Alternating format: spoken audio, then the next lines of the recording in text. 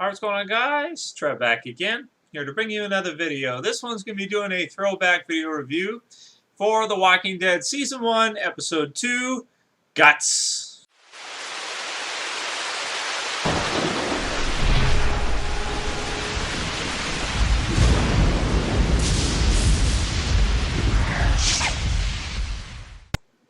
Okay, so you may be wondering, why am I doing a review of The Walking Dead Season 1, Episode 2, Guts at this point? And the answer to the question is basically that I've always intended on going back and redoing my reviews for The Walking Dead Season 1. Not because I just want to review everything over again, no. Because I used to have these reviews up posted in my first channel that I created on YouTube a while ago, and due to copyright claim issues, because I used pictures of the episode in it, I had to erase all of my Season 1 Walking Dead reviews, and because I didn't record them with video, there was really no point in, reposting them with pictures in them again, or just having them be like a black screen or something. Plus, when I did the reviews initially, I was just getting started on YouTube and everything, so they weren't very good. So I decided I would go back and go ahead and, redo the reviews for Season 1, so that in my channel I have reviews for every single episode of The Walking Dead, because at this point I do not have that.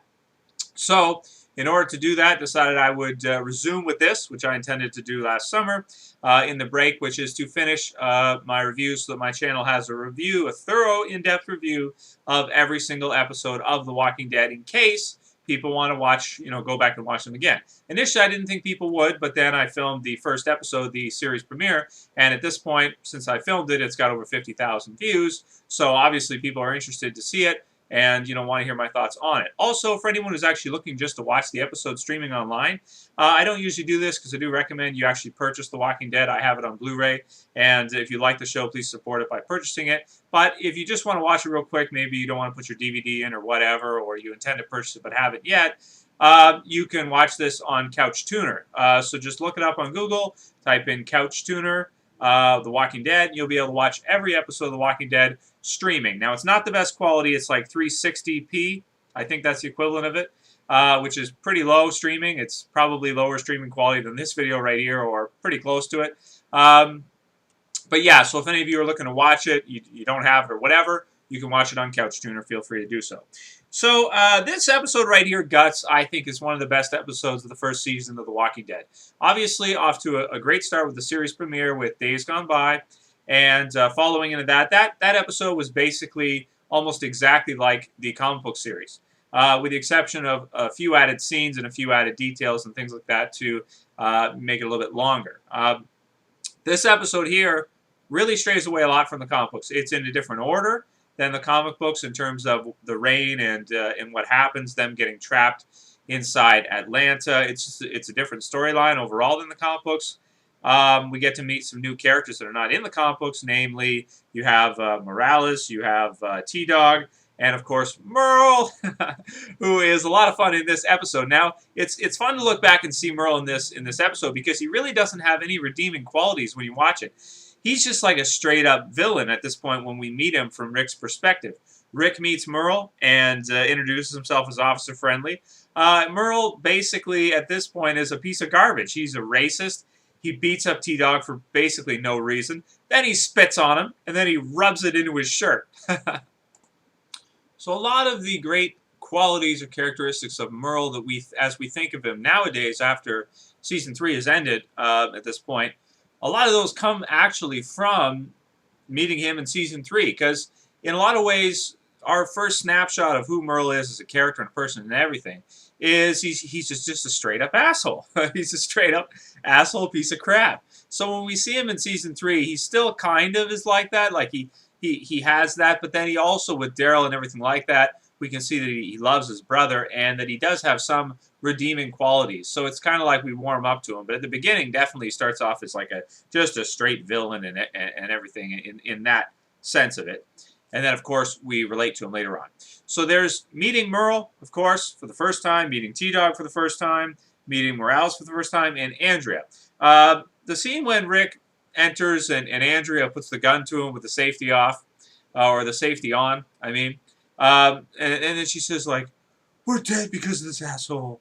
I always thought that was weird. I've seen this episode a number of times, quite a few times at this point, probably at least 4 or 5 times. I always thought the acting from her in that, it's just, I don't know, something about it seems off to me when we first meet Andrea. So that's kind of like whatever.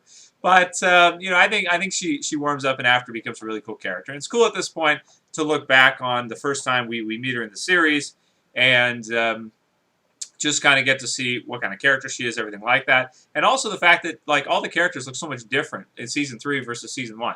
Like they've all lost weight. Like Merle's like 20 pounds lighter, 25 pounds lighter. Andrea too, way lighter. Rick obviously got the shagginess going, everything like that. Merle doesn't have the hand. It's just cool to look back and kind of see the characters. So to kind of restart again at the beginning. So first we start with Rick in the tank, and Glenn's talking to him. Hey, you in the tank? Cozy in there? So then he gets out. Pretty cool scene of him, kind of running down and shooting all the walkers. We get to see some concentration on the camp and Lori's first bitch line, which is where Dale is trying to be protective of her and say, hey, you two be careful, holler, I'll come running. And then she walks away, yes, Mom. It's like right off the bat, she's a bitch. You just know she's a bitch. And then of course there's the scene with Shane, everything like that. Yeah. It's weird to watch it now after everything the show's gone through and everything like that. It's really strange to watch it again afterwards and get a second take on what you think about it. So there's that. Then Rick comes in, he meets everybody, Andrew and all the rest of them, and the whole you just rang the dinner bell thing, and you've got all the walkers banging on the glass, and then you've got the one with the rug, smashing the rug. And I always thought that was weird too. The first time I reviewed this, I remember saying, and people argued this like crazy, would a walker pick up a rock and smash a window? And somebody said, well, in the original Night of the Living Dead, there was a zombie that did that. And I'm like, okay, I mean, I don't know. At this point, I still am I'm kind of torn between it, because it's like, how intelligent are walkers, right? Would they be intelligent enough to pick up a rock and use it to smash a window? I'm going to say no. I still don't really like that. I mean, in The Walking Dead anyway, later on, it's kind of established that the walkers are not that intelligent. It starts off and there's a few little things like Morgan's wife who turns the knob on the door and looks around and everything. So, I mean, I guess you could say at the beginning when their brain is not decayed very much. Let's look at it this way. At the beginning, their brain is not decayed too much. They still have certain, things like they're able to cognitively process to a certain level where they can do things like that, turn a knob or pick up a rock and smash a window. So I guess we'll let it slide. But personally, the rock smashing thing, I think it's a little bit of a stretch. I don't think it's natural. I don't think a walker would really do that, to be honest with you. Yeah, I don't think so.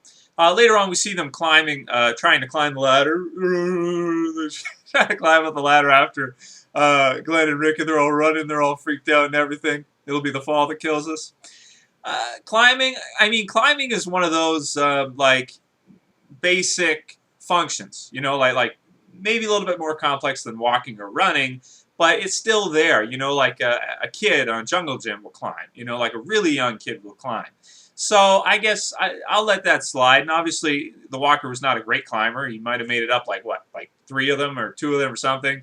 So we'll let that slide. Also, there's a walker that does jump a fence. Now that one too, I'm kind of okay with the walker that jumps the fence, because the acting is good after when he jumps the fence and then he comes out and he's all like walker movement like that, which was zombie movement like that, which is pretty cool. I mean, I guess he would kind of climb a fence if he was hungry enough, and he's fresh bitten. He's obviously hasn't decayed too much.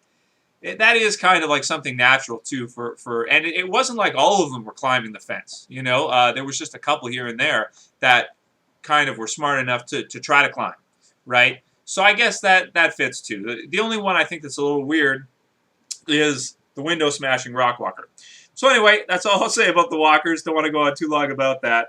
So some really cool acting between Merle and T-Dog fighting, everything with that. I like when Rick turns it around and Merle gives him a right hook, clocks Rick over the thing, and he gets up and he's all discombobulated. You can see the vein in Andrew Lincoln's head. And he's all as if he just got rocked by Merle, and then comes back after Officer Friendly and handcuffs him and everything.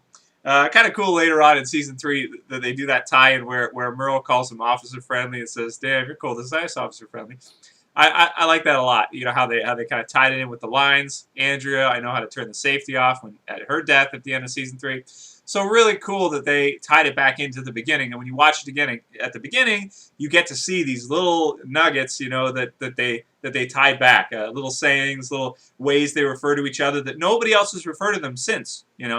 Um, so that's pretty cool. I like when Morales introduces Rick to Officer Friendly from road up a ways, welcome to the big city, and then the camera zooms in and goes down, and you see all the walkers, on the street, which is really cool. That's one thing about this episode and this season that really has some great environment shots where you get to see the insides of buildings, you get to see the sewer below. What's that like? You get to see the street, and he's running down the street, and then the guts, they're walking down the street. Walkers all around the tank. Really cool shots. You can really see how they had a bigger budget for season 1 than they actually did for season 2, even though it was twice as many episodes, a little bit more. Because there were so many things they did in season 1 that was like, wow, this would cost a lot of money to do. Yeah, and a lot of the episodes of season 2 where they're just sitting on a farm, it's like, this wouldn't cost hardly anything. Yeah, especially a stupid walker in a well that we're going to pull out with a damn rope. How much is that going to cost, Scenes like that are just, it's really cool that we get to see all these different things in this episode. So we got all that. Great delivery by Andrew Lincoln when he looks into Michael Rooker's eyes, Merle's eyes, and says, all I am anymore is a man looking for his wife and son. Anyone who gets in the way of that's going to lose. Great acting there. Really, really love that. That was really on point. Michael Rooker's acting is always on point, of course. So that's all cool. T-Dog drops the key. Everything like that happens. And you see the guts. So they smash up the walker. They dress themselves in the guts, and they walk out. Really exciting scene, especially when it starts to rain and everything. You kind of get an idea of what's going to happen. And I really like when Rick takes the axe and starts, hammering the different walkers away. There's a really cool picture of some of them where Rick's got the axe and he's right down in a walker's head, and it's just split in half. And then, of course, the ending of this episode is really exciting as Rick gets him out of the mess, picks him up in the little pickup truck van type thing. Is it a van or a pickup truck? A van, I guess. And then you've got Glenn. Where's Glenn? And then he's driving down that same road that Rick rode in on the horse in a muscle car. Was it like a Camaro or something like that? And he's screaming, woohoo! That's definitely a cool ending to a great episode. I like the tempo near the end, how the music picks up and everything as all the excitement's coming to a climax. And it's just, overall, it's a great episode. We get to see some clips from the camp for the first time, a little bit more in detail. Andrew's sister is Amy. She's got a couple lines here and there, nothing too crazy, but, this type of thing. Shane decides he's not going to go and try to rescue the other people that are stuck there. And then she gets mad at him, of course, which kind of shows the difference between Shane's way of his leadership and the way he does things and the way Rick does things. Very contrasting styles, even where Rick will go back into the city to try to rescue Merle afterwards. So anyway, Guts is an awesome episode. It's one of those from season 1 that definitely is timeless. You could watch again and again every so often. You'll probably still enjoy it because it's just really exciting. The scenery is amazing. The city is amazing. The zombie kills are great. The Guts is really cool. We get to meet all these characters for the first time. Merle, T-Dog, Andrea. Get to see Rick finally introduce himself to Glenn, shake his hand. All these just different, really, really cool scenes that at this point in the series are a lot of fun to go back and watch again, just to see how you pick it up at this point now after the characters have been through so much throughout the course of the show. So, in terms of the score, I'm going to give Guts a 9 out of 10. I think it's an amazing episode. It's one of the best of the first season, I'd say. When I initially watched the first season, the first time, it was my favorite episode. At this point, I might say Days Gone By is my favorite episode from the first season because it was the origin story. But because it's almost the exact same as the comic books, Guts is really cool because it goes different route than the comic books, introduces new characters we don't have, and really starts to bring the TV series down a different path than the comic book series, which is really cool to see, because it would be boring if they just did the same thing in the comic book series on the TV, like the exact same thing. A lot of shows do that. Like there's tons of different ones to do that. And if you've read the story and then you just watch it on TV, it really, there's no suspense, there's no excitement. It kills it because it's like you know what's going to happen every single time. You know exactly. So it's cool that we see new characters that we don't know what's going to happen. You know what's going to happen with Merle. When's he going to die? What's, you know, is he going to come back? Is he going to be gone for good? What's the deal? You know, all these different types of things. So Guts for me, awesome episode. Let me know what you guys thought about the episode. How you feel about the throwback reviews. Even if you don't like them, to be honest, even if most of you are like, oh, I hate them. These throwback reviews suck. Stop doing them, Trevor. It's too late. It doesn't. I'm going to do them anyway because I want my channel to have a review of every episode of The Walking Dead. So if people in the future, even no matter how many seasons there are, if they want to go back and look at one particular review of an episode, maybe their favorite episode, they can do that and it'll be there on my channel. So anyway, please, if you guys like this type of video, if you enjoyed it, please like it. It is quite a bit of work for me to do it. I got to go back and watch, make notes on the entire episode, and it takes a couple hours for me to do just one video, whereas other videos I can do faster. So please thumb it up if you guys like it. Add to a favorite if you want to. I really appreciate it. And thanks for sticking with me, guys, all the way through all this time. I'll call it here. That's it for this video, guys. I'll see you for the next one. This is Trev, and I'm saying peace. Oh, yeah, and in terms of the rest of the episodes of Season 1, I will do them, but it's going to be here and there. I can't really commit to a weekly schedule or anything like that because I got the move coming and stuff. So, but I'll try to get the rest of the episodes up pretty soon. Okay, that's it. See you guys.